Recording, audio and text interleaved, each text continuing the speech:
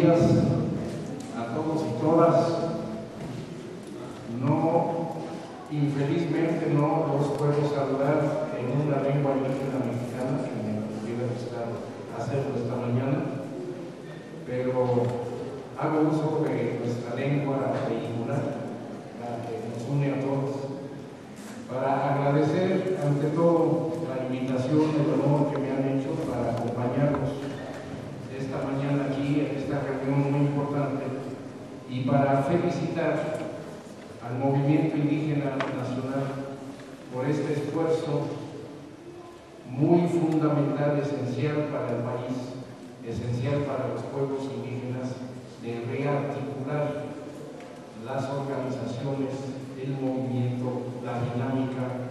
que en algún momento, como aquí lo dijo el diputado hace un momento,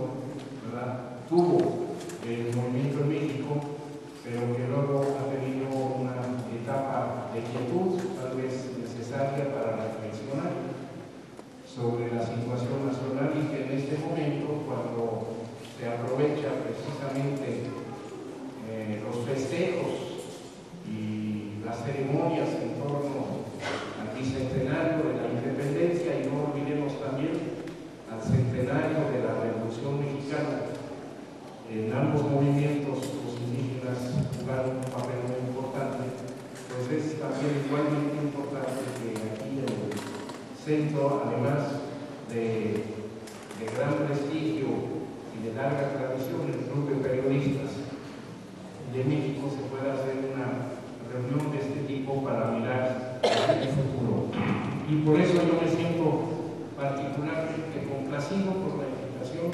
que me hicieron los organizadores para participar con ustedes en algunas reflexiones, aunque se anuncia mi participación en una conferencia magistral. No se lo crean, porque eso es un rollo académico que no les voy a imponer. Digamos más bien una cápsula que no será muy magistral, pero unas reflexiones que quiero compartir con ustedes esta mañana, en su dinámica, en su historia, en su evolución, a la dinámica de otros movimientos indígenas que tienen lugar en distintos países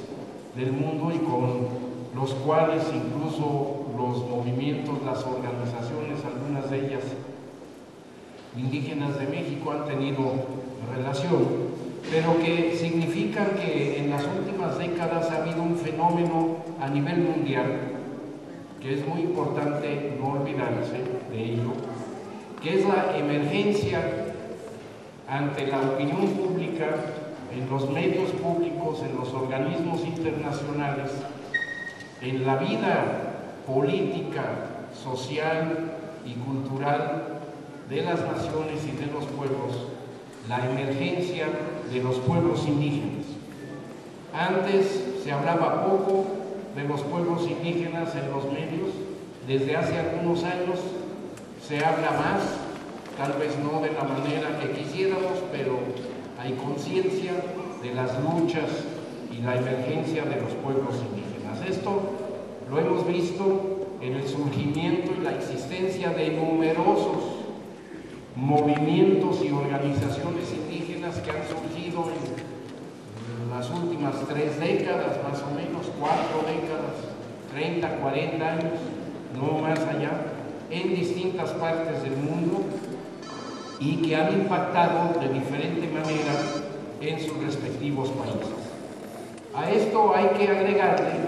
que en muchos países ha habido también, sobre todo en América Latina, pero no solamente en América Latina, reformas legislativas, reformas constitucionales, en las cuales por primera vez se reconocen los derechos de los pueblos indígenas en los respectivos países. Esos son avances. Nuevamente podemos decir, pues a lo mejor estas reformas no han sido suficientes, a lo mejor no son las mejores reformas, pero cuando menos han cambiado la estructura de las instituciones legislativas y de las legislaciones en favor de los derechos de los pueblos indígenas, cosa que desde luego sucedió también en nuestro país, sobre todo con la primera reformita del artículo 4 constitucional en 1992, en la que se reconoce por primera vez que los pueblos indígenas son los que dan origen a que México sea un país pluricultural, lo que antes no se había reconocido. Y la segunda reforma, la del 2001, la reforma del artículo 2 constitucional del 2001, muy criticada y con mucha razón por algunos sectores del movimiento indígena y de la población nacional, y sin embargo ese artículo 2 ahí está y también modifica profundamente la visión constitucional que en nuestro país hay y existe sobre los pueblos indígenas en el marco de la nación. Eso no hay que olvidarlo. Al mismo tiempo, a nivel internacional se han hecho avances importantes. En 1989 fue adoptado el Convenio 169 de la Organización Internacional del Trabajo, organización de la cual México ha sido miembro desde hace muchísimas décadas, y Convenio 169 que México adopta y ratifica en el año 1990. Y este Convenio 169, que habla de derechos de los pueblos indígenas, es ley interna doméstica mexicana, por el hecho de que los convenios internacionales que México ratifica son constitucionalmente considerados leyes, partes de la legislación superior de nuestro país. Entonces, cualquier persona, funcionario, juez, abogado, jurista, diputado u otros que nieguen que el convenio 169 tenga validez jurídica en México están equivocados, porque la Constitución indica que ese convenio, junto con otros, sí es parte de la legislación mexicana. Y eso es importante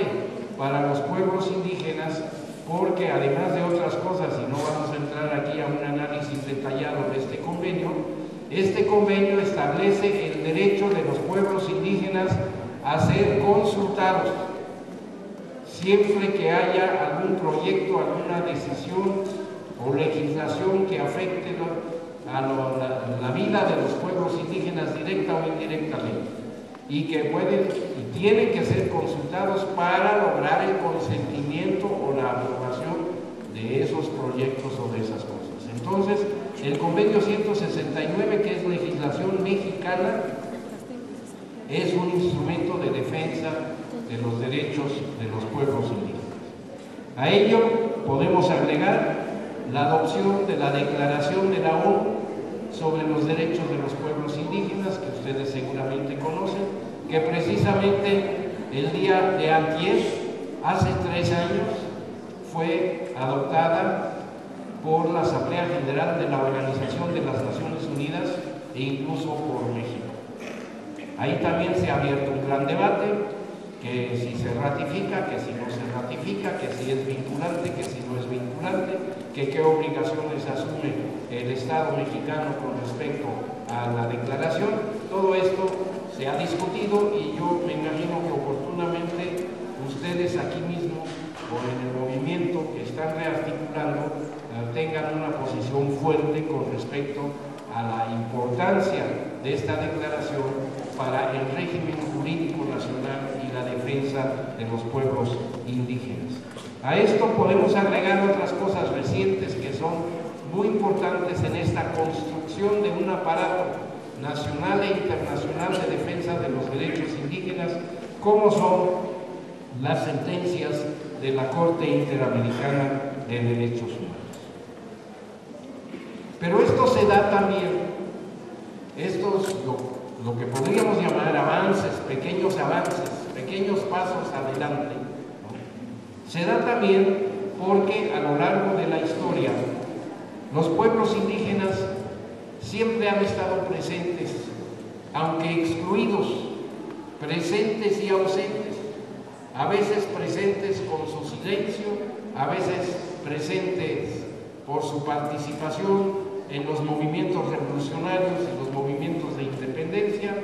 a veces presentes en las instituciones, en los movimientos políticos y desde luego en la vida social y cultural de nuestro país y de otros países. Pero esto no ha sido fácil, porque como aquí se ha dicho incluso hace un rato, ¿no?, la presencia de los pueblos indígenas en el país ha sido negada, ha sido rechazada por algunos, o ha sido manipulada por otros, o ha querido ser regulada y controlada por otros más. Y todo esto es parte de nuestra historia. Y si estamos ahorita aquí reunidos para decir vamos adelante, tenemos que saber también en dónde estamos y cómo llegamos a dónde estamos. Si queremos saber a dónde vamos, necesitamos tener muy claro de dónde venimos. Y eso es parte de la historia. Y en este momento, cuando estamos a punto de iniciar el día de hoy los grandes festejos de luces y campanadas del segundo centenario de la independencia, pues es el mejor momento para reflexionar de dónde viene el movimiento indígena, en dónde está ahora y a dónde va. Y esto tiene que ver con los debates históricos que se han dado, que incluso se dieron en la época de la independencia, y allí ven ustedes actualmente en la tele, hay toda clase de programas, hay toda clase de series televisivas, hay películas, una que se va a estrenar mañana sobre Hidalgo y hay otras más, ¿verdad? Y uno se pregunta, y en todo esto sobre la independencia de México, ¿en dónde están los pueblos indígenas? Incluso los medios, de repente aparece alguien, ¿verdad?, que llega a llevarle un mensaje al padre Hidalgo, el indígena está presente de mensajero. En fin, hay otras cosas así, pero estos debates son importantes. Si no discutimos con esta visión, ¿no?, de los pueblos indígenas en la historia de México, tampoco no vamos a poder avanzar. Y esto lo ha habido también en otros países del mundo, no solo aquí. En América Latina había un gran escritor en el siglo XIX que llegó a ser presidente de su país, Sarmiento, de Argentina, quien planteó una disyuntiva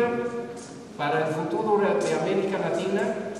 que fue adoptada por generaciones y generaciones de